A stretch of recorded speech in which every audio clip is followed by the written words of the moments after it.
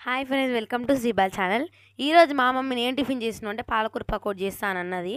అయితే చేసుకోపోవారంటే నేను చేసేది మీరు సహాయం చేస్తేనే చేస్తానన్నది. సరే అని ఇక పోయినా. శనగపిండి ఒక 2 గిలాసాలు ఇచ్చిన.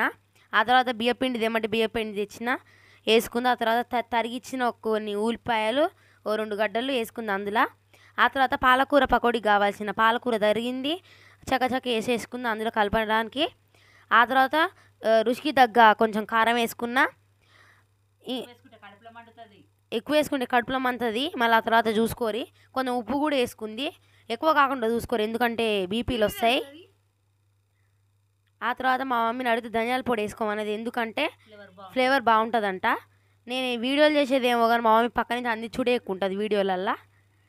ఆ తర్వాత మా నాన్నమ్మ చెప్పింది వాతం కాకుండా వామ్ వేసుకోమంటే అది కూడా వేద్దామని 2 స్పూన్లు వేసిన. మా మమ్మీ జీరం చేసేదని జీలకర్ర ఏమంటే అది కూడా 2 స్పూన్లు వేద్దామని వేసేసిన అనమాట అందులో. ఈ పక్కోళ్ళ మన ఇంట్లో వాళ్ళ సలహాలు కూడా నేను పాటియాలి కదా, చేస్తుంటే అందుకే. ఆ తర్వాత ఏం వేసుకోమన్నది అంటే బొంబాయి రవ్వ వేసుకోమన్నది, ఎందుకంటే అది క్రిస్పీగా వస్తుందంట, నోటికి మంచిగా ఉంటుంది కదా అని ఓ చిన్న కప్ బొంబాయి రవ్వ కూడా వేసుకుంది. ఆ తర్వాత కార్న్ ఫ్లోర్ అని దొరుకుతుంది కదా, ఆ కార్న్ ఫ్లోర్ కూడా వేసేసినాము. అయితే ఇక కార్న్ ఫ్లోర్ వేసుకున్న తర్వాత ఏమేద్దామంటే ఏదో మర్చిపోయినామని కరివేపాకు కూడా వేసేసుకున్నాం. ఇక దాన్ని మొత్తం ఇట్లా కలిపేసుకొని సలసలగా ఆగే నూనెలు వేసేసుకుంటున్నాం అనమాట. చూడండి మా మమ్మీ వేస్తుంది.